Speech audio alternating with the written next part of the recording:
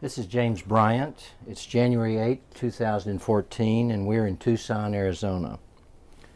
I'm here with Larry McMurtry, who most viewers know as a Pulitzer Prize-winning novelist and Oscar-winning screenwriter. But I'm here with the Larry McMurtry, who for the last 50-plus years has been a book scout and owner of a succession of bookstores culminating in Booked Up in Archer City, Texas. Larry, your charming memoir, Books, is full of surprises. The biggest for me is that for most of these years you've seen yourself as a used and antiquarian bookseller who writes on the side. Tell us a bit about your family, your early years in education, and when book reading began to become book dealing. Okay, well, I will say first, in answer to what you just said, bookselling is a culture. Secondhand bookselling is a culture. It's an appealing culture, one of the most appealing cultures. And it's normal that I should be in because my other professions, and I distinctly have three professions, writing fiction or writing whatever. I've written 31 novels and 12 books of nonfiction. All of that is done privately. You know, you do it as best you can. It's not day by day exciting. You're not going on a sort of big Easter egg hunt like book scouts do. And there's nothing for me to say about it. I've written the books I've written. You can read them if you want to. If you don't have to. I think 4 or 5 of them are pretty good. I think the rest of them are kind of ordinary. I know there's a famous anecdote about me. My partner in the opening the bookshop in Washington, D.C. was a lady named Marcia Carter, who about that time, we opened it in '71, gave me a T-shirt that said minor original novelist. Well, that was thought to be not kind of a loving put down or something, but and Marcia didn't mean it in any bad way. But you know, I am a minor original novelist. It describes me perfectly. And you should not let minor put you off a book. Very few writers in any generation are not minor. You know, to make it to minor puts you in the company of Trollope in the 19th century, Surtees, Julian, others. They're avidly read, their books are treasured, but they're minor. And same here. It's, you know, the last generation.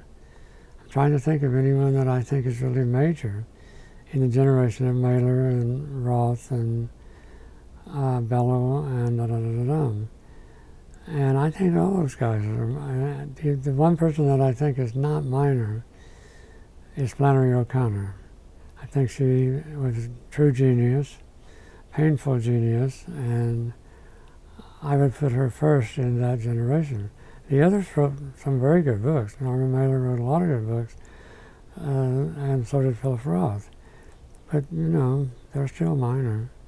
I think Updike is John Updike, a wonderful man of letters. The best man of letters, general man of letters that we've had since Edmund Wilson. His scope is amazing. But I don't know that I think he's a major novelist. I think he's a minor novelist. And I have my doubts about Saul Bellow, but there's nothing wrong with being minor. If you're still in the show, still writing books, and people buy them and read them, it's fine to be minor. I'm glad I got that high. It's not everybody does. So, but what is saddening now, it's been my lot to write about and have to witness the decline of several cultures, first being cowboys. The cowboying life was done for long before I was born. There's a picture on the cover of my new book. I have a new book coming out in a few months. It's called The Last Kind Word Saloon, and it's the end of the West Western. And for a cover, we used a famous picture of the artist Frederick Remington. And that picture was painted in 1895, and it's called The Passing of the Cowboy. He figured it out that long ago, and it's passing because The animals were the wrong animals. The buffalo was the right animal. The buffalo was there on the plains, and when the cattle, wetland cattle were brought in, it didn't work. Some Mexican cattle got in, and that was a little better, but essentially, the cattle industry is just too slow. It's too slow for the economics of modern times, you know. And my father was a good cattleman, but he told me before he died that he'd been in debt 55 straight years. He essentially worked for the bank. He got to live the life he wanted, but he only was free of debt in the last year and a half of his life. And he died at 77. So I knew as I was growing up, something was wrong. I didn't know what. My father couldn't probably have articulated it if he had, but I could tell something was over. And you know, it's not going to come back. And I know my father knew that because he told us over and over, you can't continue this, you can't make a living at it. There are four of you, I have three siblings. You can't make a living at it, you've got to prepare yourself and educate yourself for something else. So that's true. The second subculture that I feel is vanishing is the showgirl, the Las Vegas showgirl. My little book, The Desert Rose, is one of my favorite books because it has one of my favorite characters in it, Harmony. And she was a showgirl in the era when they wanted large-breasted women just to sort of stroll around in feathers.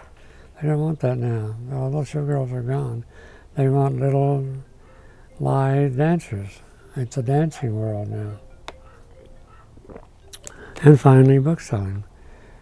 There were more than 1,000 bookshops, second-hand bookshops in America when I got interested in 1960, 61, when I was in San Francisco. More than 1,000 bookshops. There were 150, 200 just in the Bay Area. So I came into a culture that was very vibrant, very much alive. Lots and lots and lots of people of all grades of intelligence working in it. And some great booksellers emerged, and a lot of miserable booksellers didn't. But anyway, it was a vibrant culture. And of the three cultures I've just outlined for you, bookselling is the most unique. It's unlike the others. I mean, very few booksellers make a living or ever have make a real living at it. Very, very few get rich. I suppose you could say Dr. Rosenbach was rich, maybe. I don't think he stayed rich, and I think his company was kind of on the way down when Dr. Rosenbach died. But I've known a lot of 20th century booksellers, and they didn't really get rich, you know. They even the great ones, and there are 3 or 4 great ones that I'll talk about in a bit. They worked really hard, and they more or less went under, one after another. I grew up on a ranch in North Texas, and I had no books at all until a cousin of mine named Robert Hilburn came by the ranch house on his way to enlist in World War II and gave me a box with 19 books in it, and that was my library. They were just ordinary boys' books of the times, but they were the library I had until I got into high school, and essentially the library I had until I got to Rice, which I did in 1954. And it was a wonderful school. Rice is a wonderful school. It's one of the best places in America to get an undergraduate education. It was an engineering school when I went there, but it's not an engineering school anymore. It's very well balanced university now. But that started me reading, and I've been reading ever since. And I've been to at least 3 fairly expensive universities. I really feel that I educated myself in secondhand bookstores all across the nation, from Houston to Maine, I suppose you would say. So, but I think that keeping in mind that it's a culture that's vanishing is important. I mean, you have to try to see it squarely on. And I wonder now if the most common activity that we see human beings do from now on is punching. punching, texting, punching your computer on. My partner's little girl, well, the little girl that I'm very fond of and who's growing up in my bookshop, probably be the last child to ever grow up in an American bookshop, wanted a little computer at the library rally in this tiny town of 1,700 people. She's 3 years old. Diana's granddaughter is 2 years old, and she has a tiny little computer that she can punch on. And she knows what she's doing. She's not befuddled. And she's already at 2 or 3. They're more advanced than I am at 77. Of course, I entered the digital age very late. I've only got my first computer only about 6 months ago. And I haven't learned to use it yet. I guess I will, but I don't know. Maybe not. Maybe I'll learn to use it, but I don't ask much of it. I have a friendship with Diane Keaton that's lasted many decades, and we touch base almost every day. And I can see this computer is useful to that. Every other day, every other day, she'll fax me, email me, and say, go see this movie or go see that movie, or have you heard of so-and-so, and so-da-da-da. I also need to be able to be computer savvy. We write a lot of blogs. We have a website called Flash and Filigree, which Diana's daughter operates out of Rhode Island. Flash and Filigree is the name of Terry Southern's last book, a novel called The Magic Christian. So I know I've got to learn a little bit about computers in order to, if I survive 5 or 6 more years, 6 or 7, I'll have to use them because I've worn out my typewriters. I have in my big house in Texas 19 typewriters, all Hermes 3000s that I've worn out. Now I've got one here that I've worn out. I call my dealer, he's a very strange man who lives in Florissant, Missouri, Mr. Dan Pulse. I told him to get me another typewriter. I need to do a few more things on the typewriter. So, but I grew up in the ranch and grew up in a tiny town where there were no books. The first book I ever bought for myself was a copy of Madame Bovary, a little shabby copy that had a leatherette spine from a little bookshop in Wichita Falls. And my second book was bought, Escape from a track meet, a high school track meet in Fort Worth. And I went to Barber's Bookshop, and I on the bus, which was pretty enterprising. I'd never been on a bus before. But I found the bookshop, bought a book by a now unknown British novelist named Hugh Walpole. I went back to the track meet. 40 years later, I came back and bought the bookshop that I had been to that day. And all the rest of those minor English novel books were still there, right where I had left them. But I had no regular way to get books until I arrived at Rice in '54. And there were actually 3 bookshops in Houston at the time. One, an ordinary secondhand bookshop run by a man named Joe Petty. One, a kind of strange shop run by a kind of faux Englishman named Ted Brown, who figured out that, who anticipated the arrival on the ship channel, the 40-mile stretch that books have oil-related ships have to come in and be dealt with. And so his name was Ted Brown. And he started selling technical books to the oil and petrochemical companies. I don't think Ted Brown was rich, but he made a lot of money at it, and he made enough to have a very handsome home in the Memorial District of Houston. And he was always joking with me. He told me one time, I was looking at one of Faulkner's limited books. It was The Fable, which is one of the worst of them. And he took it out of my hand, and I was just, a ratty student. He said, "You can't afford that." And I said, and it was $7.50. And Ted Brown thought I couldn't afford it. and I was intimidated by him as I was meant to be, so I didn't buy it. Next time I looked at it, and it stayed there for several years. 25 or 30 years later, Ted Brown died, and I was offered his library, which was out in the Memorial District, and I ended up not buying it, but I got out there and there was that Faulkner. He couldn't sell it, so he took it home. And there was a dealer there named Herbert Fletcher, who was the leading dealer in Texana at the time. You could only see his books by appointment, which was intimidating to me. I wouldn't know what to do. So I never saw Mr. Fletcher's books, although I bought some of them many, many years later. So Houston was where I began to be a book scout. And I was in and out of Houston 7 or 8 times. I lived there 17 years. I had a bookshop in Houston. I ran one and owned another. The one I ran was a very eccentric bookshop called The Bookman. And it was the bookshop set up by a very rich, a boy from a rich family, the Davids. Henry David, the patriarch, had invented a certain kind of drilling mud. And he got so rich that he just didn't want to be in the oil business anymore.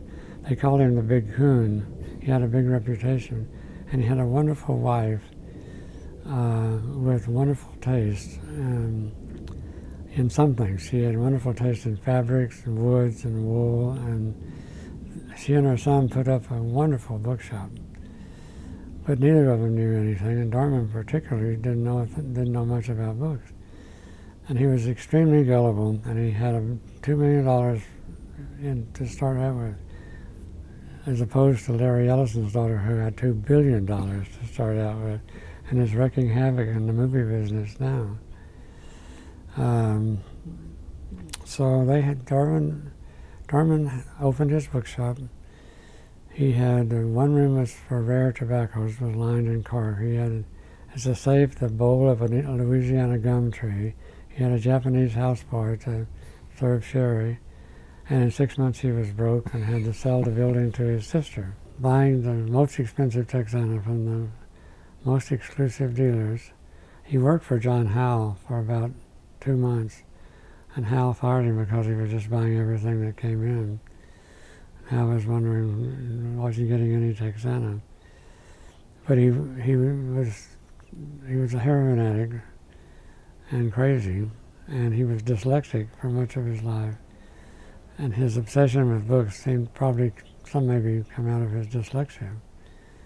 And he went broke and he fled to Mexico, and Grace didn't want him to take bankruptcy, so she decided to run it. She knew nothing about books at all, nor did her helper, an old elderly librarian named Dina. And they went down to Beaumont and bought the library of the family that had brought in the Spindletop well. It started the American oil business, in the southwestern oil business. And I came in, and it's a normal rich person, turn-of-the-century library, 20 sets of de Maupassant, and many, many sets of many, many writers. And Grace and Dina just were lost at sea, and Grace was a wonderful woman. She supported the arts and crafts movement in Houston for 25 years. She's got many artists started, many potters, anything. But she didn't know anything about books, and I said, Grace, you should maybe let me price this stuff for you. I don't think you quite know what you're doing. We became fast friends. I worked for her for about 4 years. I got the books in order, but the chaos in the house was so great that I knew I'd have to leave. Grace never wanted to be more than a step from a phone. There were 19 phones in the Bookman when we really got going. And Henry was at loose ends, and he tried to kill her 3 times, and he almost succeeded the last time. He strangled her where below them their evil daughter was having an art opening of the Western landscape that she had inherited from Darman. because he didn't have the money to pay for them. He would buy anything. He bought at one point a Canon collection. It's a little hard to move a Canon collection. He bought 9,000 lithograph stones. Couldn't move them either. And then he just gave it up and went away. And I ran it for about 4 years. And I stopped running it because of a moral problem. I went on a lot of buying trips, and I had a wonderful, bright student named Mike Evans who worked for the Bookman. He was at Rice, but he had time to work at the Bookman, and he's still in my life. He ended up marrying my wife. It was many years later. Many strange things like that happened. And he lived with my wife for about 12 years, which is more than I could do. And then they got divorced, and he got drunk. He became a drunkard. He was a drunkard to begin with, but he was such a student that students were supposed to be carousers, you know, so we didn't know that Mike was really a drunkard. But he worked for me 2 or 3 summers ago. I bought the Battery Park Bookshop in Lower Manhattan, and Mike came and priced it and arranged it for me. I had 4 buildings at the time. I'm down to 2, but I still have a lot of books. So things eventually, what happened with Grace was that Darman was, Grace was very generous and bought things for me, bought things for my son, bought things for her kids, bought things for many, many, many people. But she was only generous when she was generous. When she was not generous, she would call Darman up and say, Darman, I got to have that $200,000 you owe me this afternoon. And Darman would be sitting there with 2 traffic tickets and no money at all. And so it went with the Davids. But one day I came back from a trip and there was a whole bunch of documents lying on it. Darman had a table, a 17th century refractory table that was about as far from here to that bench. And it was piled with documents, and I started looking at them, and they were very good documents. Letters from Stephen F. Austin and Santa Ana and people like that. And so I put Mike to researching them. We did about 20 catalogs while I was at the Bookman. I set Mike to researching them, and he was there and added about 10 minutes, so he came back in and said, all these books are stolen. They all should be in the Rosenberg Library in Galveston. And I looked, and by golly, he was right. They all should be in Galveston in the Rosenberg Library. And I told Grace, we can't sell these. We've got to give them back. They're stolen books. And she said, if I give them back and waste another $200,000 on Darman, he'll kill me. And I said, well, I don't care. I don't think we'll do whatever we can. What she did was build another whole house, which was like a maze. Henry would have to go through 19 doors before he got to her bedroom. Anyway, I said, we just have to freeze them and put them in a bank vault. The curator wouldn't admit that they were stolen because he had stolen them. And he was never caught. Darman was caught to some extent, and he bargained with the authorities and gave them all the rest of whatever stock he had left and didn't have to go to jail. He went to jail for 6 months. But that sort of soured things between Grace and I. And I was beginning to feel that I needed out of Houston for various reasons. And I had just been tenured at Rice, which was a very prestigious thing to be. But I just decided it was time for me to either be I had by this time published 3 novels, and decided it was the time for me to decide if I was going to be a novelist or a writer or a professor. And if I was a professor, if I was going to be a writer, going east was the thing to do. Made more sense than just going teaching same old classes year after year. I did teach a little after that in schools around Washington, but not much. Became a bookseller in '71. I had a bookshop here in Tucson for 2 years. It was the wrong place to have a bookshop. It was right across the street from a drug rehabilitation facility. And we had a lot of trouble with people who were off their heads, really. So I had a partner in Washington that wanted to be in the book business. Her name was Marcia Carter. She was the grandson of a great collector named Everett DeGolyer, who formed 3 great libraries: English literature, which he gave to Texas, geology, which he gave to Oklahoma, and Western Americana, which he's still there, still at the SMU. He had owned about 100,000 books, but he got old and he shot himself. He couldn't read, and so he killed himself. But he left Marcia with a craving for books, and she went to Vassar and began to come into New York and go to some bookstores. And the famous Margie Cohn of the House of Books Limited saw a rich girl, and she knew a rich girl when she saw one. And she began to cultivate Marcia and sell her very good books, very, very good books. A book that Mrs. Cohn, that Margie Cohn sold Marcia, when would it have been? In 1970. Marcia hung on to it. It was a perfect copy of Mrs. Dalloway. And she hung on to it, and she hung on to it, and she sold it for $10,000 to Jeff Marks, which was to repair her porch or something. She took away about 20 books, and she fed them into when she had to close, she fed them into the mainstream. And, you know, I found The Great Gatsby for $12 in Dallas, and we kept it around the shop for years. It wasn't an expensive book at the time. I could have 10,000 copies of the first printing. It wasn't really scarce. It's still not scarce, despite what has happened recently because of the bombings. And she kept it about 10 years, and she sold it to Joseph the Provider to build a studio for her lover, who was an Australian painter. And she trickled away. We had the best thing she had. We had bought a letter from Jonathan Swift many years before from an estate in Maryland. And by golly, she gave that and signed that to Bonhams, and it brought $41,000. We paid $10 for it 50 years earlier, 35. So we decided to try to go in business, and just as we did Loudermilk's, it's a great store that dominated Washington for 100 years, went out of business and had an immense auction.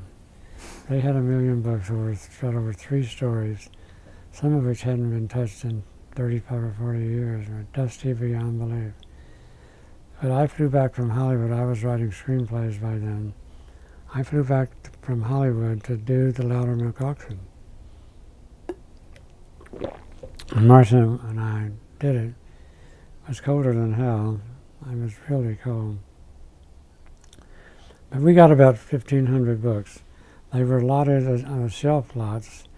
They would just say, the notation was just saying $80 history, or $300 literature, or 10 volume science, or whatever it was. And we just bid on those massive lots like $1 a piece, and we got about 2,000 of them, enough to have some books when we started our store about a year later. Loudermilk's went under, and we came, and they were so potent that there virtually was no other. There were only a handful of other book dealers in D.C. then. And so Loudermilk's had it pretty much themselves, and we had it pretty much to ourselves for about 8 or 9 years when we did open Booked Up in '71. There was 1 or 2 stores. There was a wonderful store owned by an old lady named Alma Reifsnyder called the Park Bookshop. It's a great book-selling love story. She had had a shop in New York with her father called the Park Bookshop. She fell in love with a man who had an art bookshop next door, or right adjacent to her bookshop. And they fell in love, and they knocked down the wall between them, and they married. And she had a pretty good bookshop, really. But she got elephantiasis and her legs swelled up something horrible, and she couldn't go off the second floor. And she got fleeced, really fleeced, by various people. And some of them, the library, her part, she couldn't go down, she couldn't go up or down. She couldn't see what was not there anymore. And so people took stuff that she didn't know they were taking. But we had a store, and we opened up, and we just immediately started buying libraries, because the children of the, what they call the cliffhangers, the aristocracy of Washington, and Washington was an aristocratic town at one point. One of the finds that most delighted Marcia and I, it was 21 years before it happened. Henry Adams, before he decided to become a popular writer, he was a very rich man, wrote his 2 books, Education of Henry Adams and Michel in Short, and published them himself in editions of 100 copies. And we thought that would be the ultimate Washington book, and we thought it would be easy to find it. We went into home after home that would have received Henry Adams at one time. Couldn't find it. Finally, Marcia, about 5 years ago, Marcia was called by a friend she knew in Georgetown, who was separating from her husband, and they had a lot of books, and they didn't want them. Would Marcia come and look? And she came and looked, and there were the 2 Henry Adams. And she wasn't allowed to take the books away that day. She didn't know quite what to do. She didn't want them to think they had something valuable, but they did. And finally they called her and said, yeah, come and get them. And the 2 Henry Adams fell to us just before we got ready to leave Washington, because we had to, because of the rent suddenly going up. We had 9 different apartments full of books at one time. And we lived over a grocery shop in a deli. And they liked us, and they gave us really sweet rents. But it couldn't last forever, and it didn't last forever. Our store is a Cracker Barrel now. 3 interesting libraries that we bought. One, Alice Roosevelt Longworth, Princess Alice, Teddy Roosevelt's daughter, who lived in a crumbling old mansion on DuPont Circle with her granddaughter, Joanna Sturm, whose parents had been killed in a plane crash. Sturm was the Sturm-Ruger family, so they were very wealthy. And I was never allowed in the house. Joanna would bring the books down to a porte-cochere. We would make our offer, and she always took it, and we'd drive away with the books. So we got about a couple of loads that way, and then she died, and Joanna inherited it all, and she came in a few days later and asked me if we wanted to buy any more of Granny's books. And I said, sure. And I spent a day going through them. Everybody in the world had signed books to Alice Roosevelt Longworth, Robert Lowell and a jillion others, because they all went to see her when they were in D.C. And Joanna said, do you want to buy any more of Granny's books? And I said, sure. And she said, I want to buy a motorcycle. I want to buy a BMW motorcycle. And I said, well, how much do they cost? She said $7,500 about. And I said, and I gave her $7,500 and took wonderful books. And there was an old man, a polymath named Huntington Cairns, who was a lawyer, a jurist, a newspaperman, a mathematician, a philosopher, and secretary of the National Gallery for 3 decades. And he had 16,000 books in a ratting old apartment on California Street. And one day the librarian of the National Gallery, Mel Edelstein, you may have known him, he was a collector, called and said, Huntington has had a heart attack and he's recovered, but he's afraid he's going to die and his wife is crazy, which she was. And he wants us to praise his books today. if you can. And I said, we can. And I went through 16,000 books in a day. And I said, what's in it for us? He said, oh, well, they're not really art books. When we get all the duplicates sorted out, you can buy the duplicates. It took him 12 years to get to that point.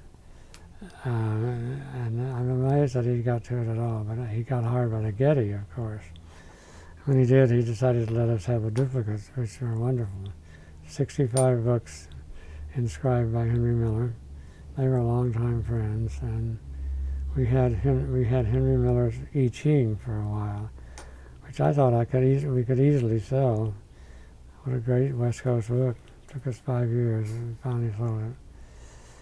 And the third library I'll talk about a little bit was that of David K.E. Bruce, our best ambassador, great American aristocrat, etc., etc. He had a lot of books. And an English bookseller friend of mine discovered us because he came over to buy Bruce's book. They were trying to thin out their books. And he came over and he bought some and he left them for us, got us to pay, and we became friends. And I began to chase the Bruce's books. So we eventually got several bunches of them on our own. He had a castle down in Southern Virginia, which I never saw, but it had wonderful books in it. A tragedy occurred. His one daughter died, or was murdered, probably murdered by her Greek husband, who fled to Greece where there's no statue. They couldn't bring him back. And David Bruce began to sell his books. And a very smart Hungarian art dealer probably bought all the Bruce's Oce furniture. You know, they had wonderful stuff in every place you look. And he got them, and I was walking to my shop one day, and it was right back past his, about 2 doors, and he said, I have some books from the Mellons, would you like to buy them? And I opened the book, and one or two of them, they were all on Byzantine currency. They were very specialized, but they were very wonderful. And I saw the bookplate. It was David Bruce's famous Rex Whistler bookplate of a slave girl, which became controversial at various times. And I said, well, you know, you didn't get them from the Mellons, you got them from the Bruces. Of course, the Bruces are more or less the Mellons, because David Bruce was a poor boy, but an aristocrat when he was born. And when he did his first marriage to Isa Mellon, they gave him $10,000 so he'd be able to mix and mingle in the right crowd. And he did. And he was, I'm just reviewing a book about the OSS, and he was second in command of the OSS during World War II under Wild Bill Donovan. But those damn Bruce books kept coming and coming and coming. And when the girl died, and Bruce started and David started an investigation, Norped got scared, and whoever else owned the books got scared, and they dumped them on a secondhand bookstore named Yesterday's Books. And I went up there day after day, and I would get 2 books today and 3 books today. Finally got them all. And by golly, one more time they appeared in my life. The Folger called and said, we've had a donation that we don't know what to do with. What would you like to come and look? And I went and bought it, and it was the Bruce's French books. Because Evangeline Bruce might as well have been French. She wasn't French, but she lived in France much of her life. She had just finished a biography of Napoleon and Josephine, and she went blind. And she never got unblind. But she gave her books to the Folger, and I got the very last of the Bruce books. So that's enough about Washington. There are hundreds of stories, but we can do other places or whatever you want. So you lasted in Washington into the what? Into 22 years. Yeah. So into the 2000. Yeah. And the rents and other things. The rents, we all knew. I think all the booksellers everywhere knew that rents was eventually going to be what got them, and in hundreds of cases, rents was what got them. they liked us, and they let us. We stayed a year, and then they sold it for a lot of money, the building, and went away. But we did okay. I mean, we had 22 wonderful years, and we took really, really wonderful books back to Texas, or some of them still are. So before we go back to Texas, you did you went to the West Coast originally for the Wallace Stegner Fellowship, right? Yes, I did. That was like 1960? 1960, 61. And that's when you met a lot of the West Coast booksellers, or certainly Bay Area booksellers. Bay Area booksellers. I got to LA once, and I bought from Larry Edmund, the movie bookseller. That was all. Later I bought the general stock of Larry Edmunds. It was on an old store. It was on Hollywood Boulevard. It was a famous store because it was the only store that just really had movie books. But I fell in with a poet named David Meltzer, who was a book scout, and he ran. There was a wonderful bookshop on North Beach called the Discovery Books, and it was open till midnight. And for a Texas boy, where nothing was open after 6, this was a great liberation. It happened again in Hollywood when the Weinstein brothers opened a little shop on Hollywood Boulevard, open till midnight. I bought a lot of books at midnight. But David took me around. I had a car and he didn't have a car. He was dependent upon the rail system. So we became friends, and he took me around on book scouting expeditions to the East Bay, particularly Oakland, where there was a wonderful store named the Holmes Book Company, which went under several years ago. And Telegraph Avenue had 5 or 6 bookstores, and Peter wasn't there yet. And John Howell was very nice to me, and David McGee, the British bookseller, was very nice to me. They were mostly nice in San Francisco. And I gradually learned the city and gradually learned the area, all the way from San Jose to Oakland, I guess, probably. And San Francisco had a lot of bookstores then, a lot of bookstores. And the 3 dominant bookstores were Howell, McGee, and Reeden, I mean, for my kind of book. Bill Reeden was awfully nice to me, too. Warren Howell had problems with him because he was rich and Warren was poor. And he was rich all the way through the Depression, and Warren was poor. So there was some tension there. Then Peter bought, then Rican died. Reeden died. He had a wonderful Victorian house in Menlo Park with a huge basement, as large as my house, which you'll maybe see someday. And he liked pamphlets, Bill Reeden. At the book fairs, he would often just take pamphlets because they were light and they were cheap. People liked something they just had to pay $10 for, or $15.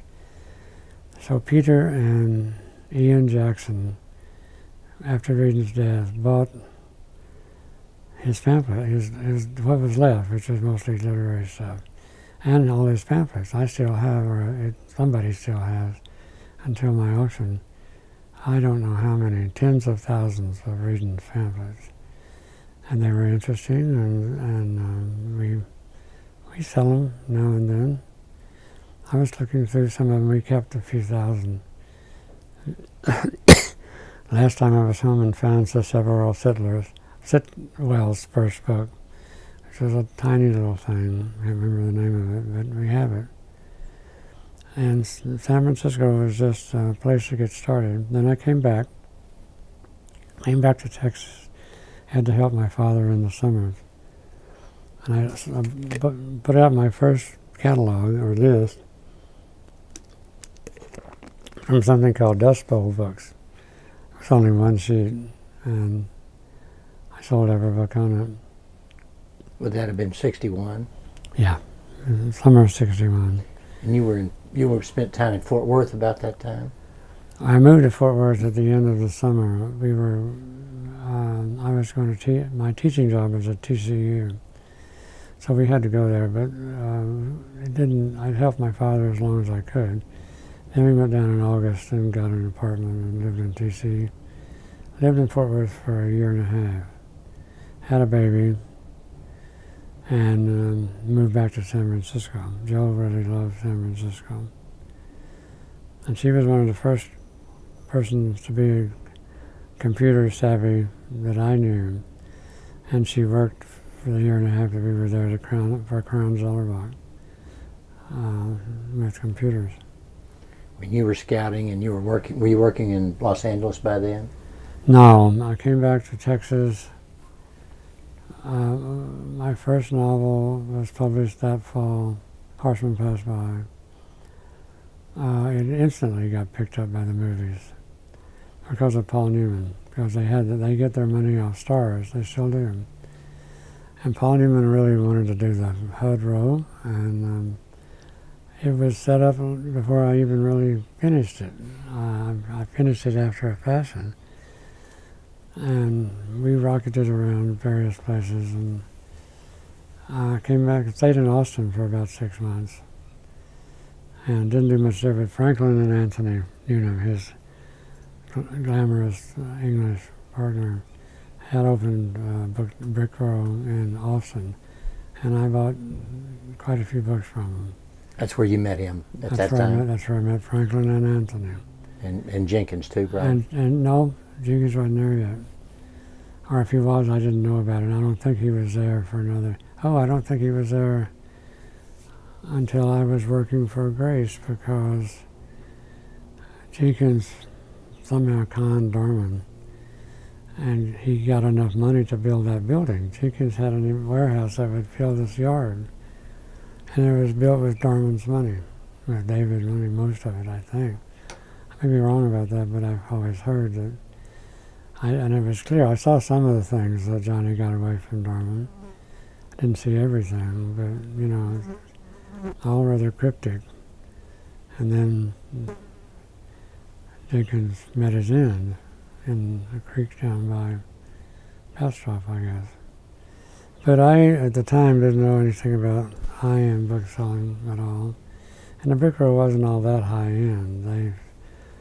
Anthony was a very good bookman, a very good cataloger.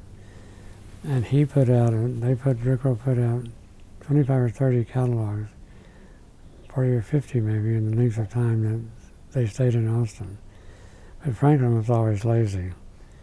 He would get up about noon, wander around in his dressing gown, drinking tea, maybe catalog a book or two in the afternoon, and get drunk and go to the beer garden as soon as it was possible to close.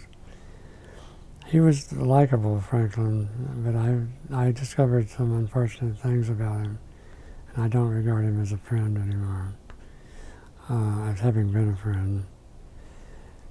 But I had a shop in Dallas for actually 1 year. Dallas, Houston, Tucson, Archer City were the 4 places outside of Washington where I had bookshops.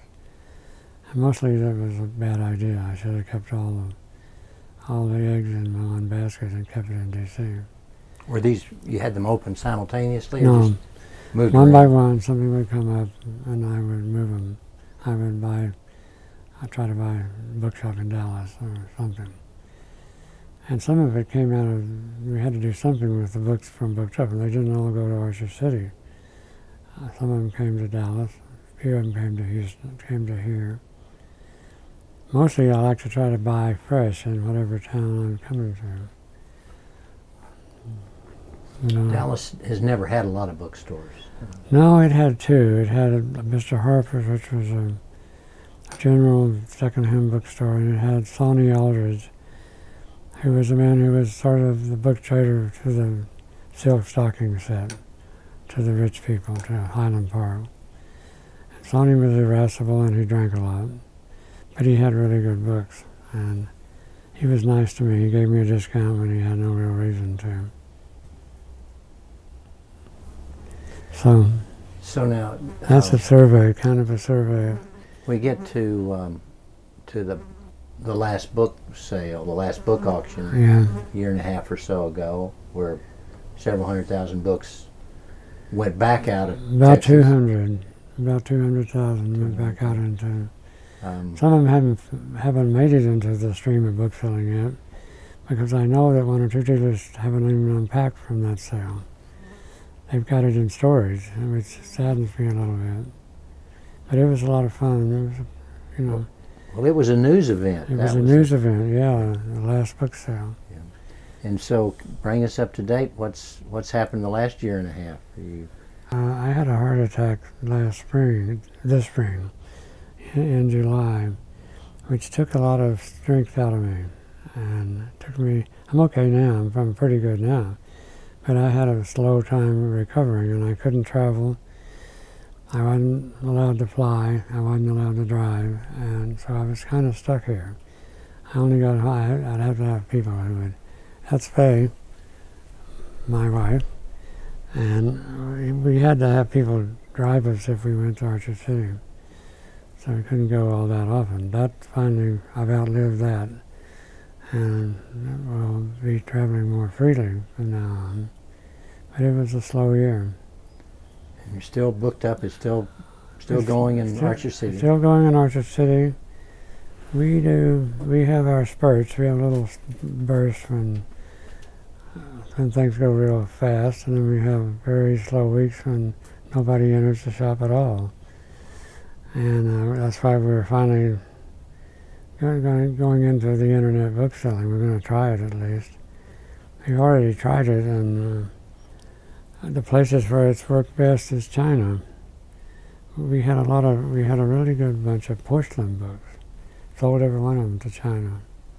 I mean, they're $1,000 books. They're not cheap. They're English language or English language. Yeah. English language porcelain books. I don't know. I guess they really are serious about porcelain in China, because we got off to a good start. We sold every single one of them. Not all at the same time, but eventually we sold every single one of them. So now you're looking for porcelain. Now I'm looking books. for expensive porcelain. expensive porcelain books. Yep. Well, it's been a pleasure to hear some of your stories, Larry. I hope we'll have another opportunity. Hopefully we will. Thank you very much for having You're us. very welcome.